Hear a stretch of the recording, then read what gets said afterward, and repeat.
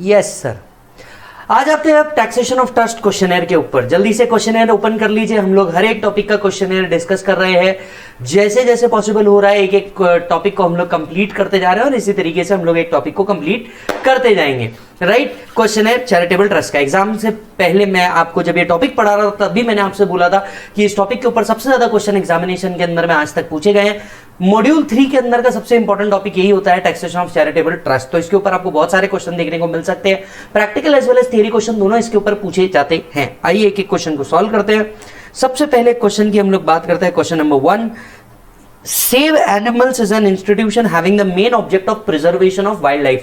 Section 2 subsection 15 को याद करो। याद रखना, जब भी चैरिटेबल और रिलीजियस ट्रस्ट का क्वेश्चन सॉल्व कर रहे होंगे, सेक्शन 215 जो मैंने आपको याद कराया था, शॉर्टकट क्या था उसका, मेरे में, ये आपको हमेशा लिखना ही लिखना होता है। जब भी इस तरीके का कोई क्वेश्चन आता है कि प्रिजर्वेशन ऑफ वाइल्ड लाइफ पे है, बताओ कि एग्जामिशन मिलेगा क्या। Save animal an institution having the main object of preservation of wildlife, use its entire income derived from an activity in the nature of trade, for its main object during the previous year ended 31st March. Would such utilization of its income be treated as utilization for charitable purpose? Examine. What would be your answer if the main object is advancement of object of general public utility? दो question को एक साथ पूछा है। सबसे पहले आपका जवाब आना चाहिए कि भैया चैरिटेबल पर्पस क्या होता है। मेरे में M medical, E education, relief of poor, then environment including watersheds and wild life, historic monuments, advancement of other public general utility, yoga. याद आ रहा है ये सारी चीजें थी उसके अंदर में। अच्छा, advancement of object of general public utility को बिजनेस माना जाएगा अगर इनसे आने वाला इनकम एक्सीड कर देता है total income of gross receipt. क्या तुम्हें याद है total income of gross receipt? Yes. अब इस पॉइंट पे हमें यही बात करनी है। क्या क्या लिखना होगा यहाँ पे 215 लिखना होगा, advancement of general public utility वाला पॉइंट लिखना होगा।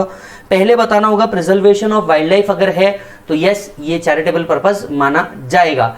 दूसरा, अगर वो advancement of object of general public utility है तो वो चैरिटेबल तभी माना जाएगा जब वो 20% से ऊपर नहीं जा रहा। ये दोनों पॉइंट हमें लिखने होंगे। आइए समझते हैं। Section 2 subsection 15 defines charitable purpose to include relief of poor, education, yoga, medical, preservation of environment including wildlife and preservation of monuments, places, artistic or historic interest and advancement of any other object of general public utility. However, the advancement of other object of general public utility shall not be charitable purpose if they are carrying on any trade, commerce, business in relation to any trade for cess or fees or other consideration, irrespective of the nature of use or application or retention of the income derived from such activity.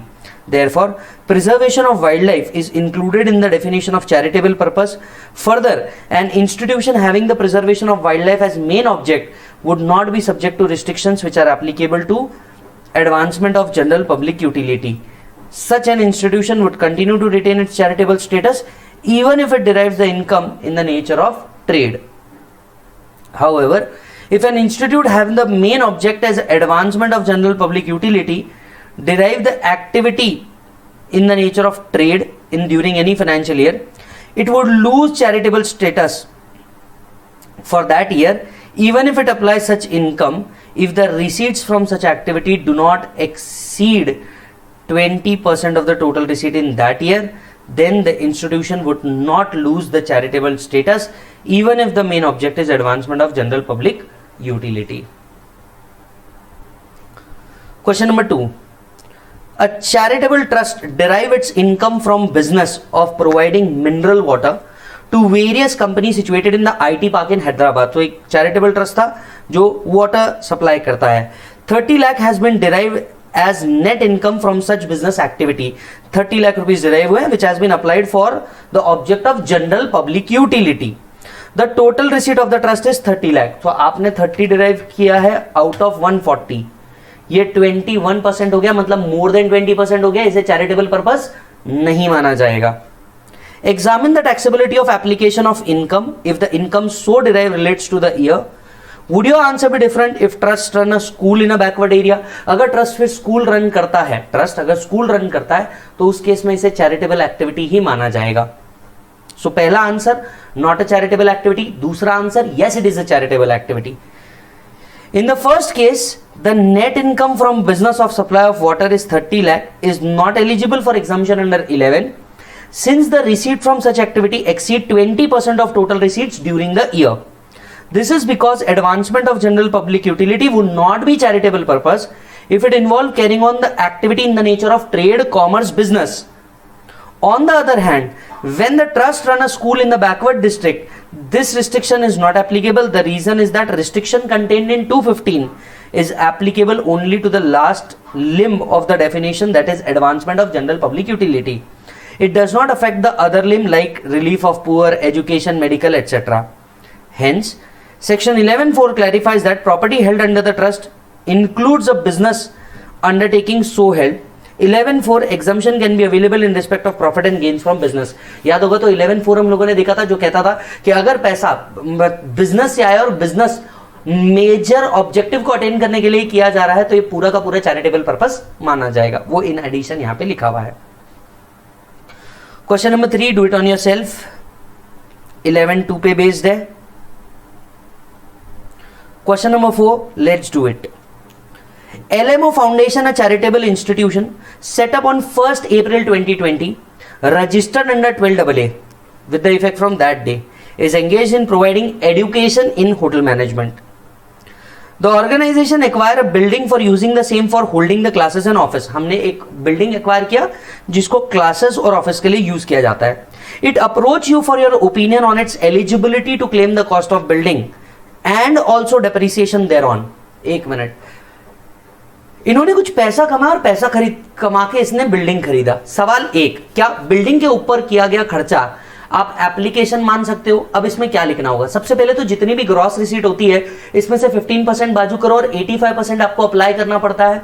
Apply को यहां define करना पड़ेगा. It may be revenue expenditure, it may be capital expenditure, right? So if building is acquired and it is for the purpose of holding the classes which is one of the main business, yes, it will be treated as an application.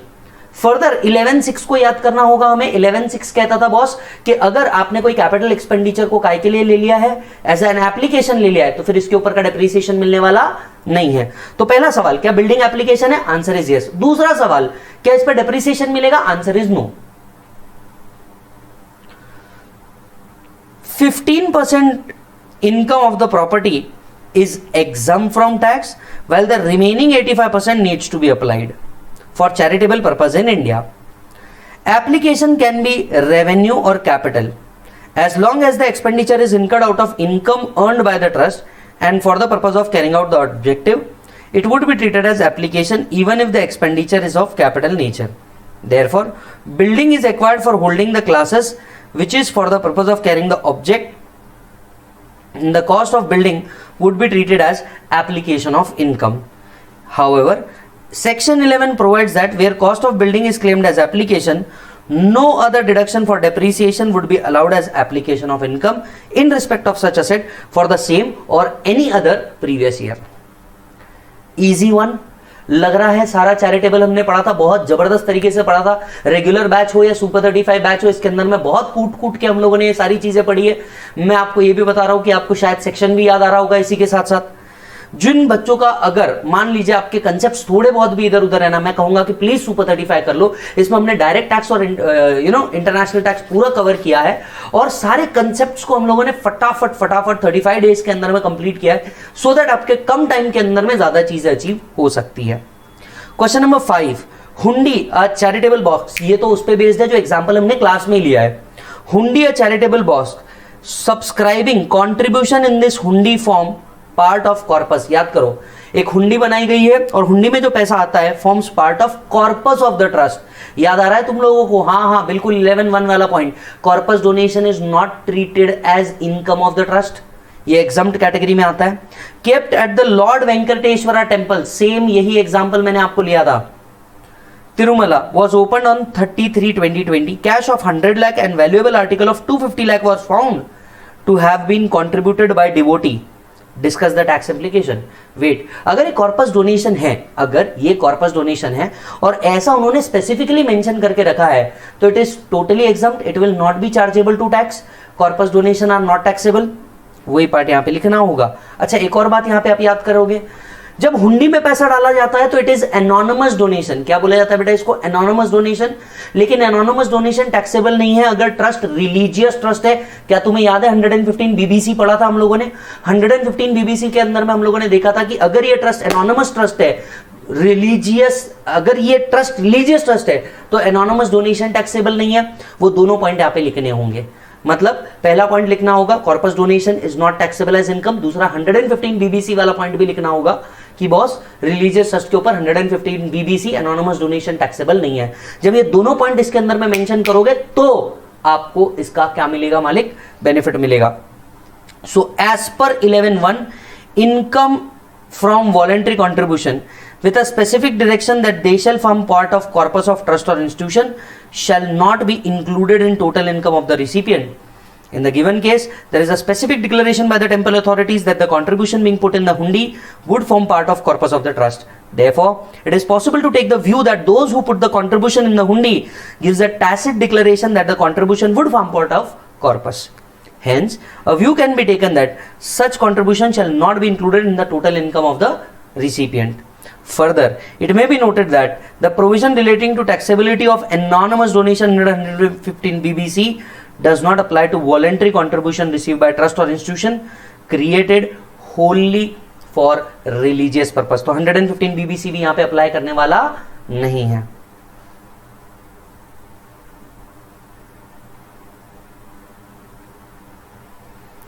Question number 6, we'll take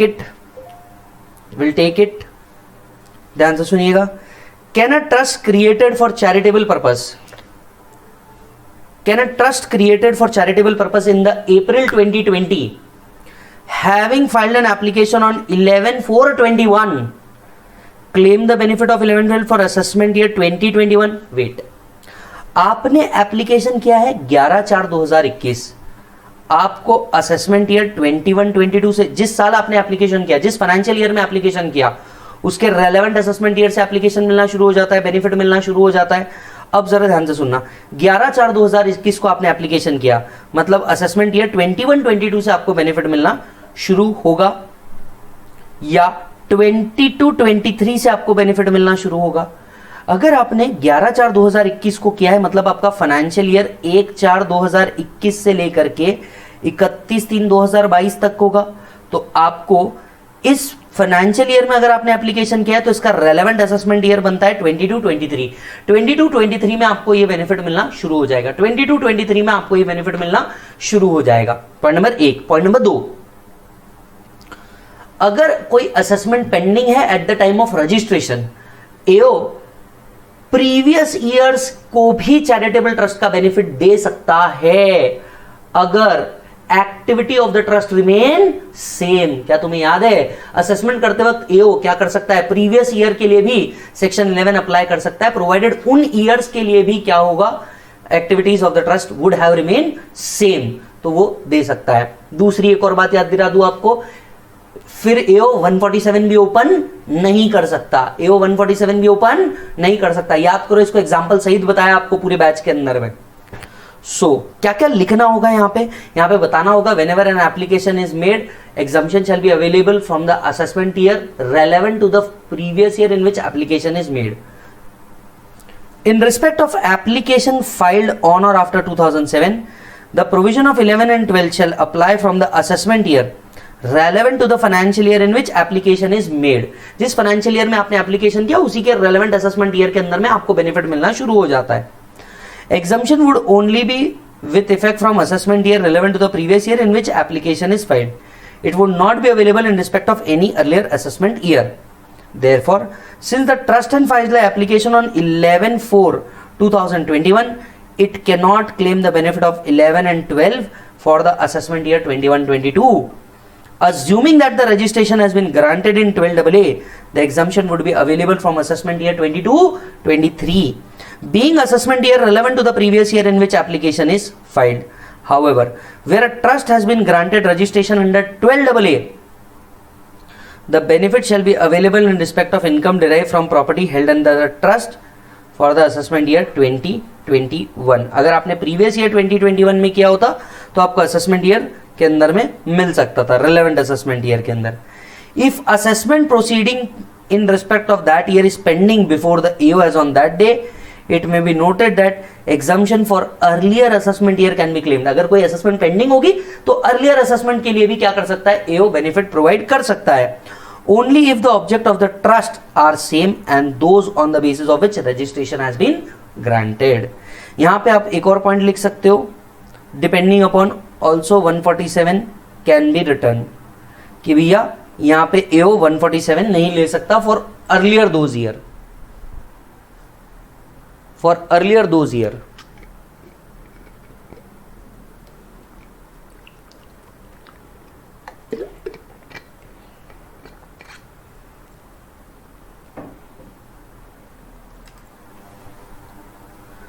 done sir. 7th, do it self.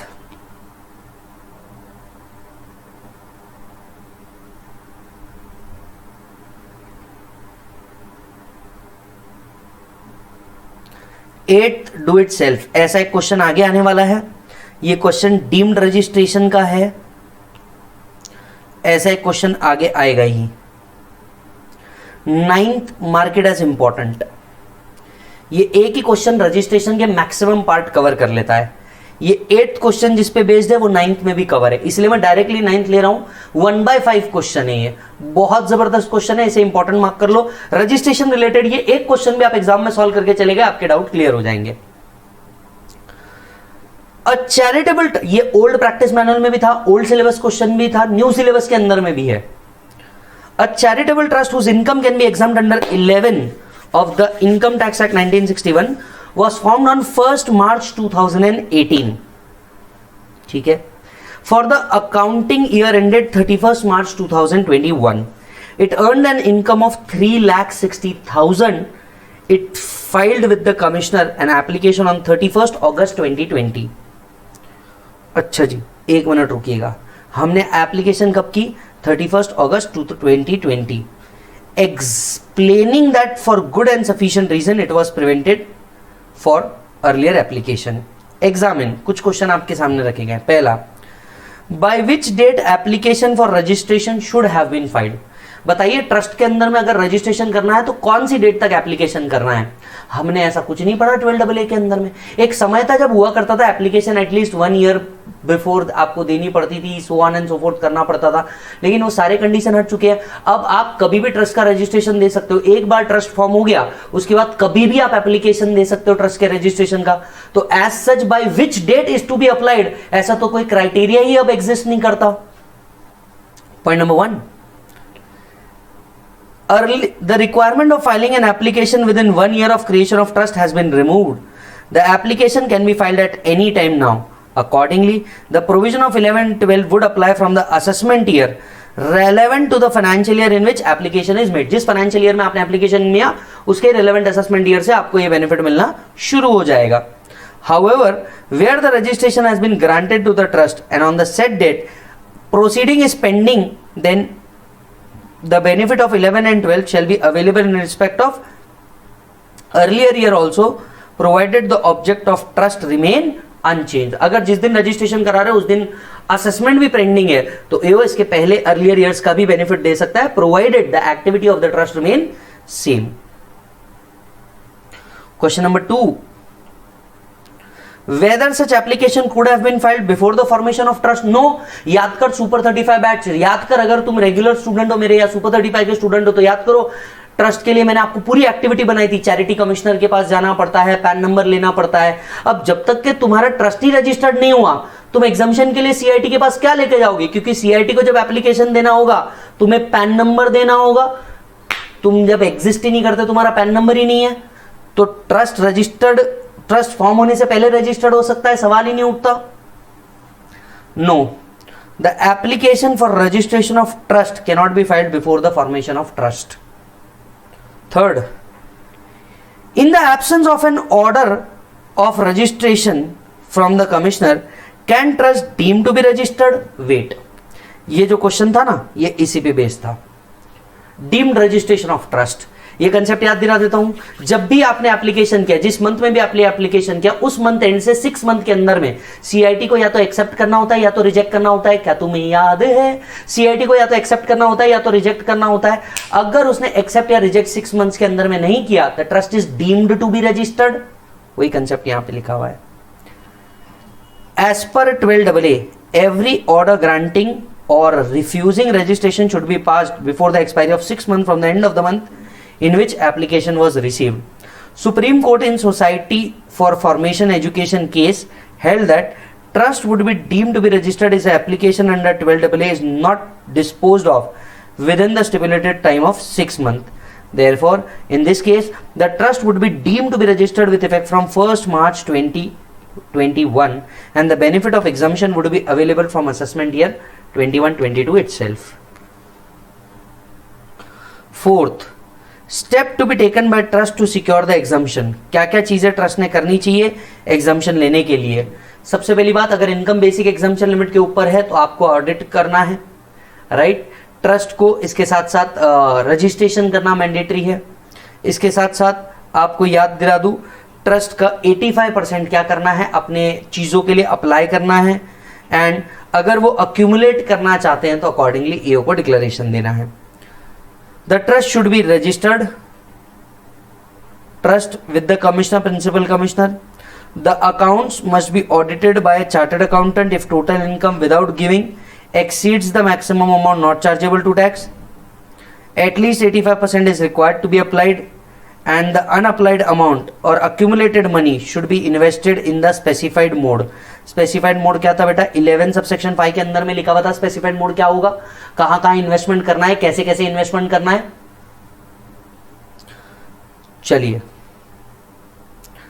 Weather certificate of registration once granted can be cancelled. Yes, याद करो, trust का registration cancel हो सकता है अगर ये private purpose के लिए है, ये बेनिफिट किसी स्पेसिफिक पर्टिकुलर कम्युनिटी को दे रहा है, ये बेनिफिट किसको दे रहा है, स्पेसिफाइड पर्सन को दे रहा है, amount is not invested as per specified mode, conditions for claiming the trust is not been satisfied. इन सभी केसेस के अंदर में ट्रस्ट का रजिस्ट्रेशन कैंसिल किया जा सकता है। Yes, the certificate for registration can be cancelled by the commissioner.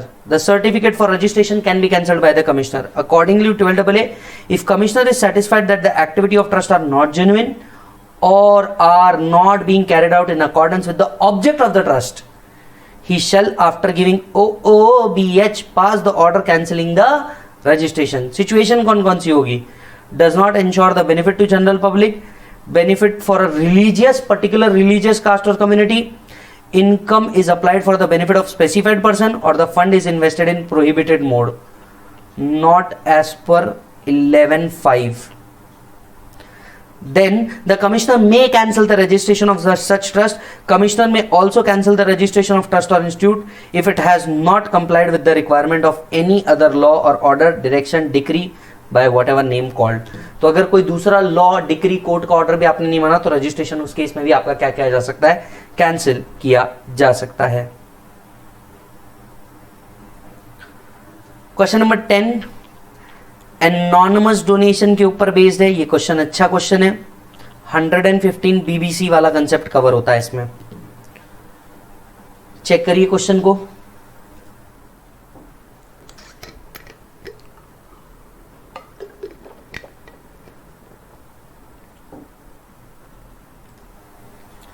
Following trust can claim that anonymous donation received by them during the financial year are not liable to tax under 115 BBC. Trust बोलता है they are not liable to 115 BBC. Point number 1. A charitable trust referred to in 11 which applied the entire amount of anonymous donation for the purpose of the trust. A trust established wholly for religious purpose. अब मैं आपको याद दे रहा हूं। पहली बात, अगर ये होली फॉर रिलीजियस पर्पस है, यस, इसके ऊपर 115 बीबीसी अप्लाई नहीं होता। दूसरी बात बाजू कर दो। दूसरा, पहला जो चैरिटेबल ट्रस्ट है ये अपना एंटायर अमाउंट काय के लिए इन्वेस्ट करता है, ट्रस्ट के पर्पस के लिए करता है। मैं आपको याद दे रहा हूं, एनोनिमस डोनेशन का क्राइटेरिया हमने क्या पढ़ा था, amount in excess of 5% of donation और 1 लाख रुपीज के ऊपर का जो भी अमाउंट रहेगा वो 30% के ऊपर क्या होता है, टैक्सेबल होता है। और तब तक का अमाउंट y% और 1 लाख तक का अमाउंट क्या होता है बेटा, ये नॉर्मल रेट पे होता है.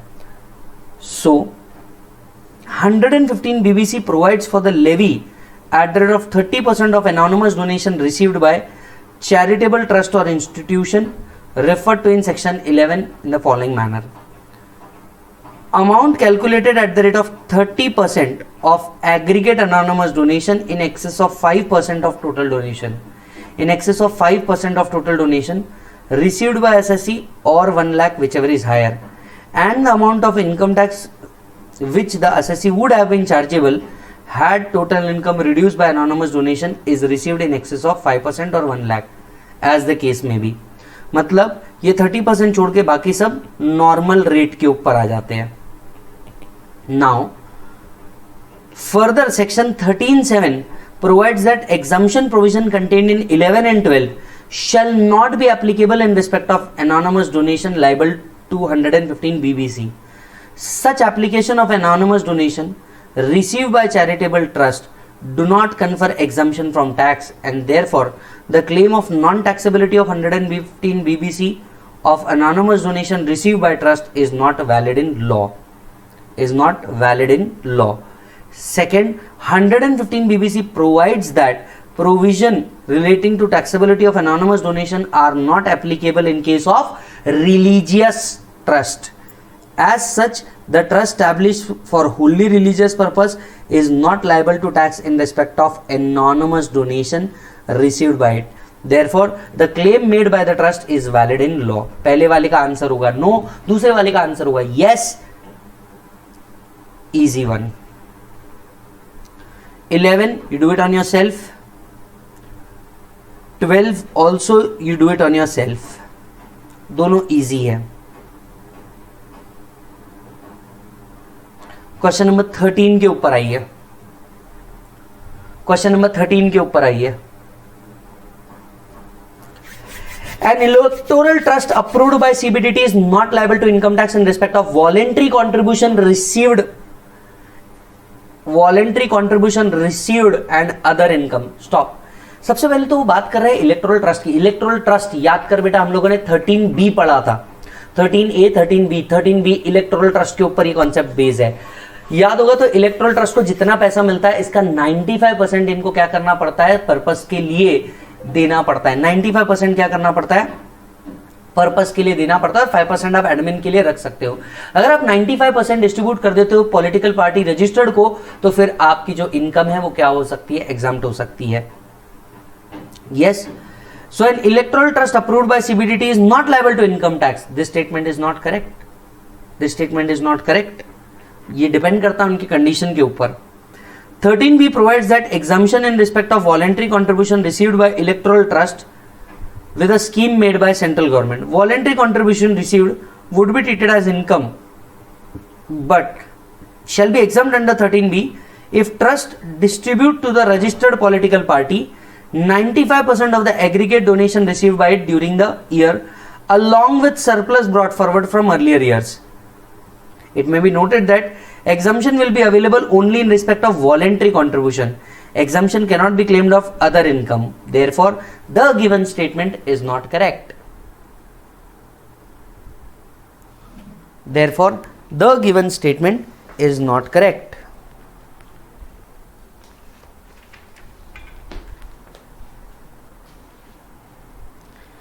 क्वेश्चन नंबर 14 आइए इसके ऊपर. It's a good question. Question किसके ऊपर बेस्ड है मैं आपको याद बता दूं, कैपिटल गेन एस्पेक्ट के ऊपर बेस्ड है. कैपिटल गेन एस्पेक्ट के ऊपर बेस्ड है. ये एक क्वेश्चन ही एग्जाम में आया हुआ है. ये एक क्वेश्चन नए मॉड्यूल में भी था, पुराने मॉड्यूल में भी था, ओल्ड प्रैक्टिस मैनुअल के अंदर में भी था. तो ये एक ही क्वेश्चन है कैपिटल गेन का अब तक जो इसके ऊपर बहुत अच्छे से पूछा गया है. एक ही क्वेश्चन याद करो. कोई चैरिटेबल ट्रस्ट है, नेट कंसिडरेशन अगर पूरा का पूरा इन्वेस्ट कर देते तो whole capital gain is exempt. Yes. और अगर नेट कंसिडरेशन पूरा इन्वेस्ट नहीं करते तो cost of new asset minus cost of old asset is exempt. वो क्राइटेरिया यहां पूछा है बस. Work out from the following particulars the amount of capital gain which are deemed to have been applied for charitable purpose arising out of sale of capital asset utilization for the purpose of trust to the extent of 60%. Cost of asset transferred 240, sale consideration 360, cost of new asset 3 lakh rupees. ठीक है, क्या मैं कह सकता हूं, cost of new asset minus cost of new old asset, क्योंकि आपने कितना परसेंट एक्सटेंड किया है, 60%, यहां पे 60,000 रुपीज का 60%, 36,000 रुपीज आप क्या कर सकते हो, ट्रीट कर सकते हो applied for the object of trust. In this case, since the asset is transferred is utilized for the purpose of trust only to the extent of 60%, not whole amount is used, only part, only the proportionate amount of capital gain would be regarded as having been applied for charitable purpose. As per 11(1)(a), where capital asset is held under the trust is transferred and only a part of net consideration is utilized, only so much of the capital gain as is equal to the amount by which amount so utilized exceeds the cost of transferred asset. In this case, 60% of 3 lakh minus 2,40,000, that is 60% of 60,000, 36,000 is deemed to have been applied for charitable purpose. Is deemed to have been applied for charitable purpose.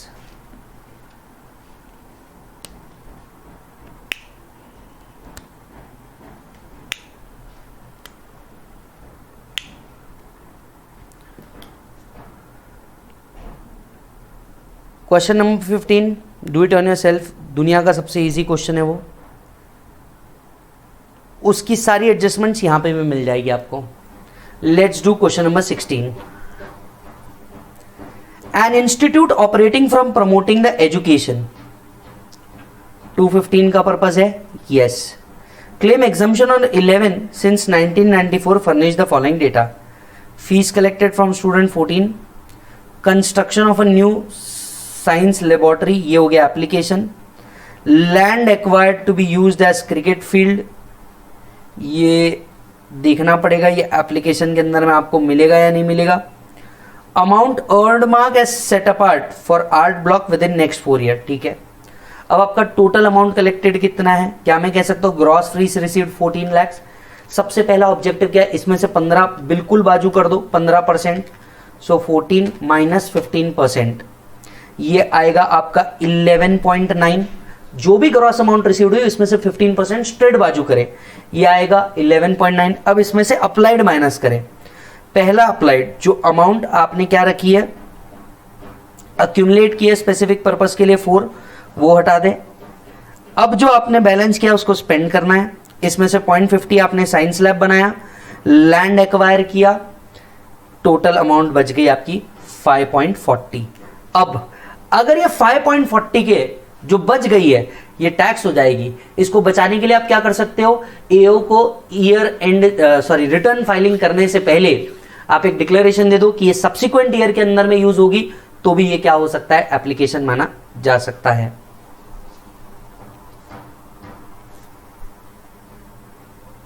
Yes, चलिए, ये जो 4 आपने set apart किया है, क्या इसे 11.5 के mode के अंदर में इन्वेस्ट करना होगा, यस। वो बात यहां लिखी है, ये नोट को पढ़ें, ये नोट को पढ़ें।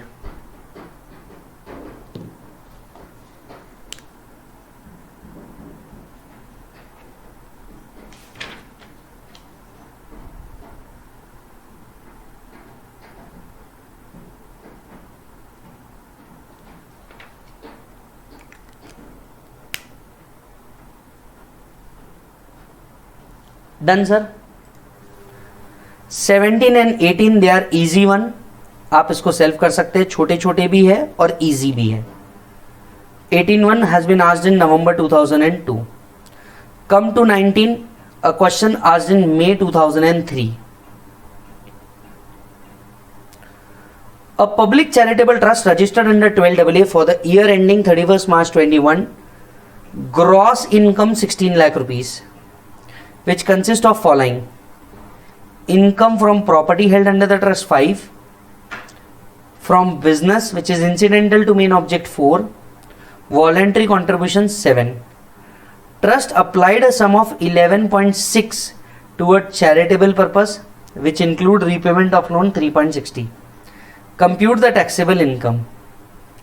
अब इस पॉइंट में एक प्रॉब्लम है, जरा समझिएगा.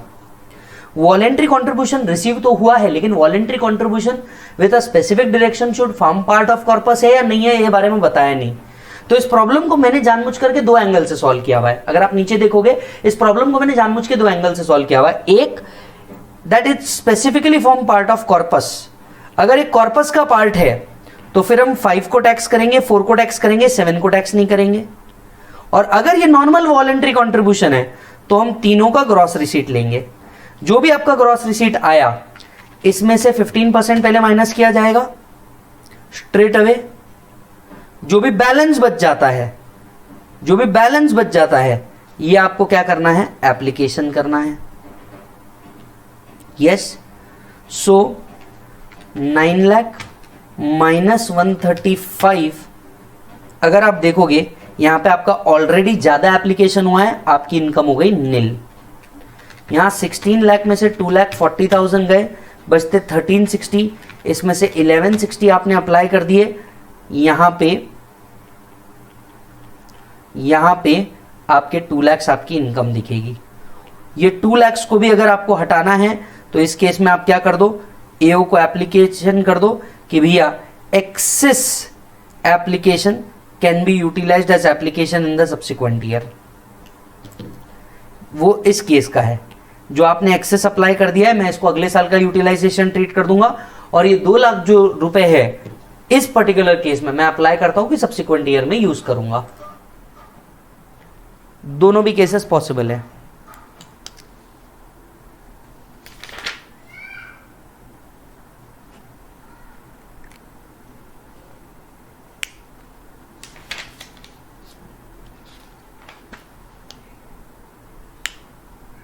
डन.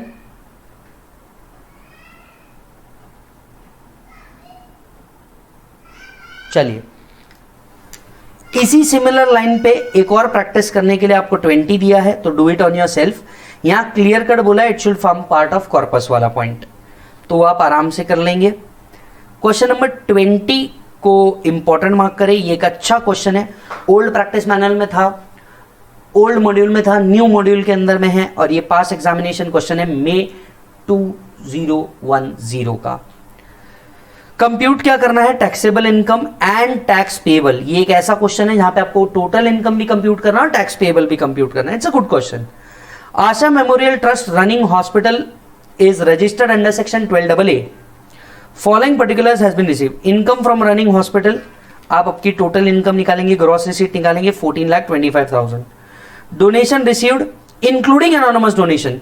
एनोनिमस डोनेशन को बाजू रखो, 5.75 माइनस 3, 2,75,000. एनोनिमस डोनेशन टैक्सेबल है बट सेपरेट रेट पे है, तो हम उसको अलग ट्रीट करेंगे.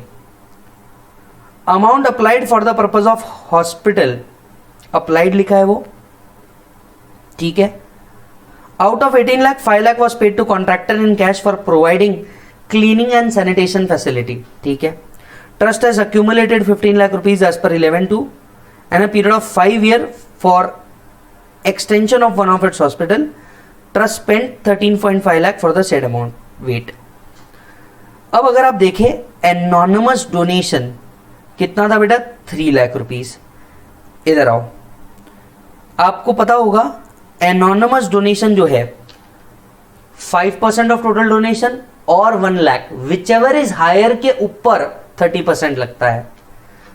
तब तक का अमाउंट नॉर्मल इनकम में काउंट किया जाता है. 5% ऑफ टोटल डोनेशन 1 लाख, क्या हायर होगा, ऑब्वियसली 1 लाख. ये 1 लाख नॉर्मल प्रोविजंस में टैक्सेबल होने वाला है, इसके लिए यहां ला लिया. इस एडजस्टमेंट पे स्पेसिफिक फोकस करो क्योंकि ये नॉर्मल रेट पे टैक्सेबल होने वाला है. 5% ऑफ टोटल डोनेशन और 1 लाख, सो 1 लाख यहां ला लिया. आपका टोटल हो गया 14,25,000, 2,75,000 plus 1 lakh of anonymous donation 18 lakh. इसमें से 15% पहले सेट अपार्ट करो, बराबर है, प्लस अब बैलेंस को आपको अप्लाई करना है. आपने अप्लाई कितना किया है 18, उसमें से 5 लाख कॉन्ट्रैक्टर को कैश में दिए हैं, कैश में दिए। 48(3) का प्रोविजन अट्रैक्ट करता है, इसे एप्लीकेशन नहीं माना जाएगा, इसलिए यहां पे ओनली 13 अलाउड होंगे, दैट इज 18 माइनस 5, यहां पे 48(3) अप्लाई कर जाएगा। बैलेंस कितना हुआ 2,30,000 रुपीज। अच्छा जी, आपने कुछ अक्यूमुलेट किया था 14-15 में 15 लाख रुपीज, इसमें से ओनली 13.50 ही आपने यूटिलाइज किया, मतलब 1,50,000 नॉन यूटिलाइज हुआ, वो इस साल की आपकी इनकम मानी जाएगी। तो 2,30,000 प्लस 1,50,000 आपकी टोटल इनकम बन गई 3,80,000 रुपीज, प्लस जो anonymous donation excess of 1 lakh है वो भी 2 लाख यहां पे ऐड हो जाएगा। इन excess of 1 lakh total anonymous donation taxable है, 2 लाख यहां पे ऐड हो गया, आपकी इनकम बन गई 5,80,000 रुपीज की। अब wait, anonymous donation straight away 30% पे आता है, in excess of 5% of total donation और 1 लाख। तो ये जो 2 लाख रुपीज है इस पे डायरेक्टली 30% कैलकुलेट होगा मेरे भाई, 60,000 अंडर 115 बीबीसी। बचे हुए 3,80,000 के ऊपर आप नॉर्मल रेट अप्लाई करोगे। सो 3 नॉर्मल रेट मतलब इंडिविजुअल को जो एप्लीकेबल है, माइनस 2,50,000 बेसिक एग्जम्पशन लिमिट, इसका 5%। सो 380 माइनस 250 इंटू 5%, 66,500, इस पे 4% का सेस, आपका टैक्स पेबल निकल गया। यस, इस पॉइंट को हाईलाइट कर लें।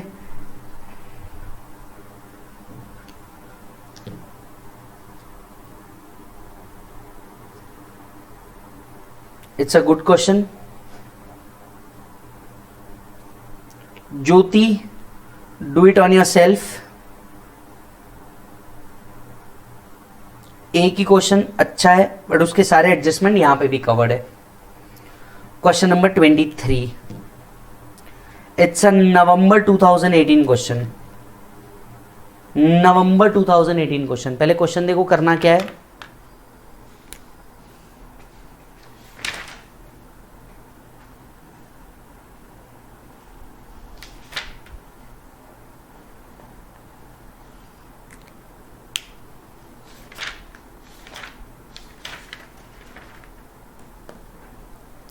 Money Foundation, a charitable trust registered under 12AA, runs a school, provides you the following details.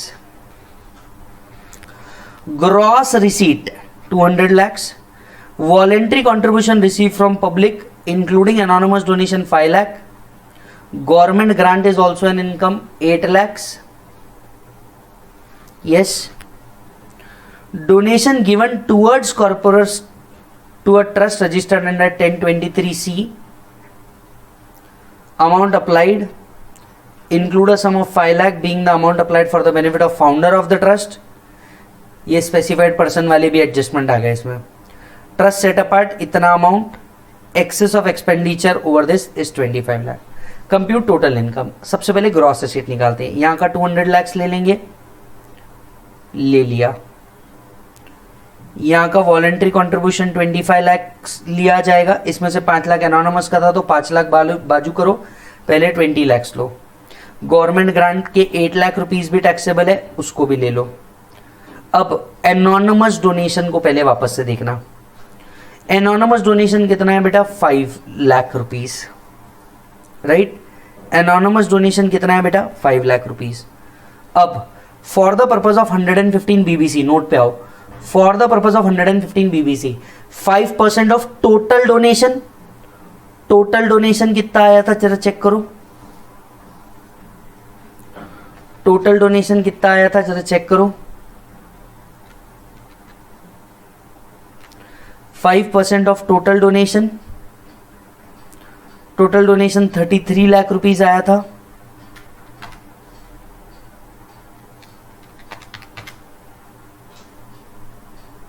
Voluntary contribution from public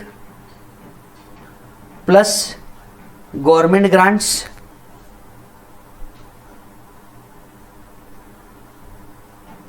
total 33, इसका 5% और 1 lakh whichever is higher is not treated as anonymous donation, यानी 165 is not treated as anonymous donation.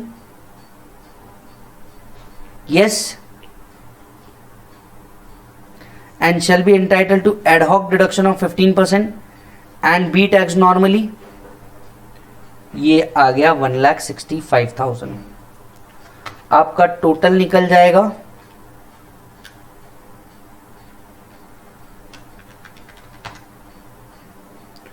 2,29,65,000. इसका straight 15% बाजू. अब amount applied for the school 90, ये minus कर सकोगे आप.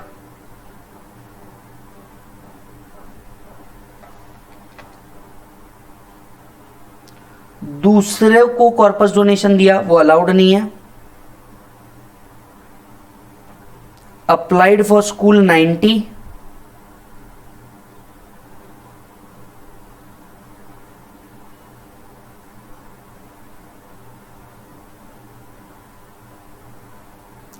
amount applied for the benefit of founder is not treated, not considered.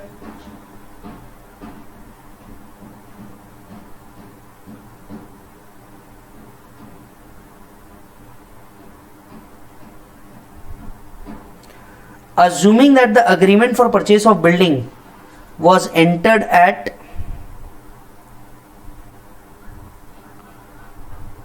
55 shall be treated as application of income. It is immaterial that sale deed was registered in the next year and payment was made in the next year.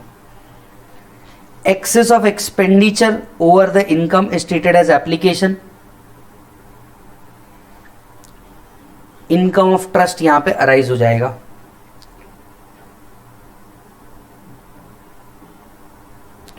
Just give me a minute.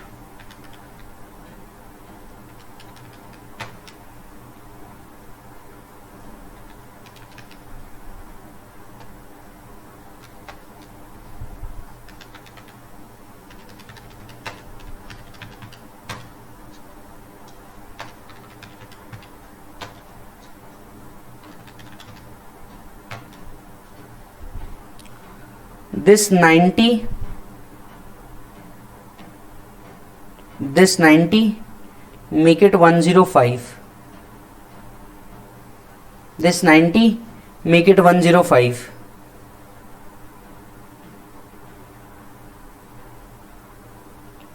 तो यहां पे 100 आएगा and then this calculation will be correct. हमने सबसे पहले gross लिया, government grants लिया, voluntary contribution लिया. एनोनमस डोनेशन जो इस लिमिट के ऊपर का है वो क्या माना जाता है, नॉर्मल माना जाता है, तो उसको भी यहां इंक्लूड किया. इसका 15% बाजू किया, बिजनेस इनकम निकाला. Donation to other trust 1023C वाले उनको कॉर्पस डोनेशन बोल के दिया, वो अलाउड नहीं है. जो आपने अप्लाई किया है इसको मैंने 90 से 105 कर दिया है. यहां पे 5 हटा दिया because it is not treated as application. बचा हुआ 1 करोड़ ले लिया. 55 लाख जो आप सेट अपार्ट कर रहे हैं वो हटा दिया. Excess expenditure over the income, आपने पिछले साल कुछ एक्स्ट्रा खर्चा किया था वो इस साल का एप्लीकेशन माना जा सकता है एज पर मैथ्रेट ट्रस्ट, वो 25 हटा दिया. इनकम ऑफ द ट्रस्ट हुई 15,20,250. इसमें ऐड कर देंगे anonymous donation. Total anonymous donation 5 था, इसका 165 हटाया था, 335 यहां पे ऐड करेंगे. और जो आपने फाउंडर ऑफ ट्रस्ट के लिए अप्लाई किया है वो भी आपके इनकम में ऐड किया जाएगा. यहां पे 23,55,250 आपका टोटल इनकम आएगा. एनोनमस डोनेशन के ऊपर 30%, बैलेंस इनकम के ऊपर normal rate, cess and final tax liability. Calculate करके देखो.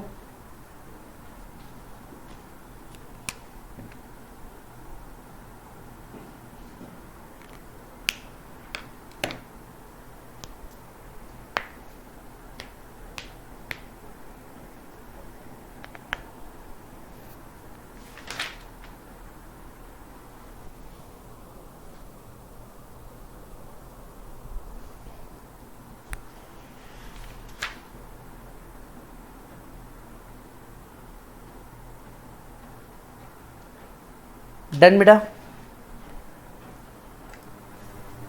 Question number 24, do it on yourself. Similar kind of question है, फिगर्स बदले गए हैं। Question number 25, May 2018 new syllabus question है। Holy Mission Charitable Trust filed an application in Form 10G along with the copies of the trust deed and registration certificate for grant of approval under ATG with approving authority. In order to verify the stated object of education, social activity and the fact in the application, the trust was asked to produce relevant books of accounts, vouchers, donation books, minutes in original.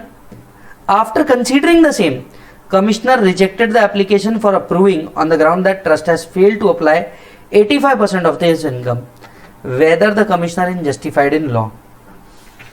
Whether the Commissioner is justified in law. अच्छा जी, क्या ये application reject कर सकता है? ये power तो है ही इसके पास। आइए एटीजी के बारे में पता कर लेते हैं।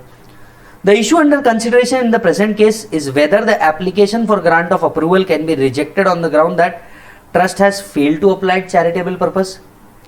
ATG provides that approval to any institute would be given if it is established in India for charitable trust and registered under 12AA. ATG does not relate to assessment of trust whose income is not liable to be included in computation of taxable income. Primarily, ATG is related to giving deduction in respect of donation.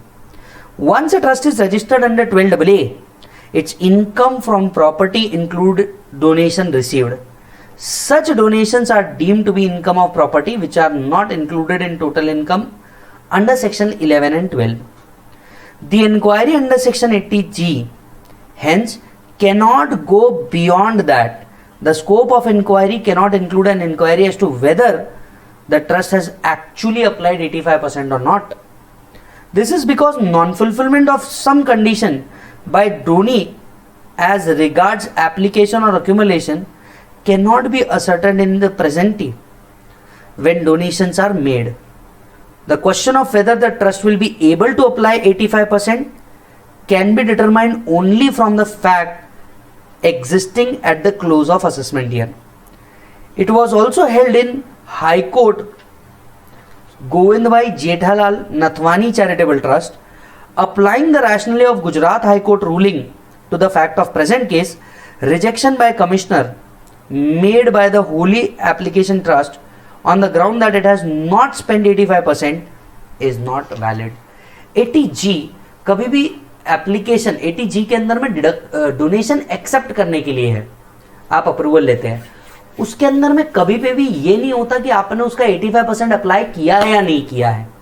Hence यहां पे आपने 85% apply नहीं किया और उसने ATG वाला जो approve trust का रजिस्ट्रेशन था वो कैंसिल कर दिया। Whether he was correct, answer is no, he won't be treated as correct. November 2018 old syllabus question. Agroha education institute was established under 1023C to impart and spread education. It earned net surplus 6 lakh and 5 lakh respectively. Claim exemption in 1023C. AO rejected the claim of exemption to the institute on the ground that assessee has made profit and did not exist solely for education. Examine the validity. Question को वापस पढ़े, अच्छा question है, जबरदस्त question है।